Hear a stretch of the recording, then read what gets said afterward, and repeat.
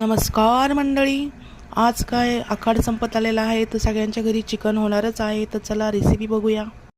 अर्धा kilo chicken घ्यायचं आहे, त्याच्यात स्वच्छ धुवून घ्यायचं आहे आणि स्वच्छ धुवून झाल्यावर मीठ टाकायचं आहे, आलं लसूण पेस्ट टाकायची आहे, धना पावडर टाकायची आहे, 2 चमचे लाल तिखट टाकायचं आहे आणि अर्धा चमचा हळद टाकायची आहे आणि त्याच्यात नंतर आपल्याला सगळे इंग्रेडियंट्स टाकून घ्यायचे आहे. आता मी कॉर्नफ्लॉवर घेतले आहे 3 चमचे, तुमच्या याच्यानुसार टाकू शकता. आणि इथं मी टिक्का मसाला घेतला आहे 2 चमचे आणि हे मिक्स करून खूप असं छान असं मळून घ्यायचं आहे, जसं भज्याचं पीठ मळतो तसं.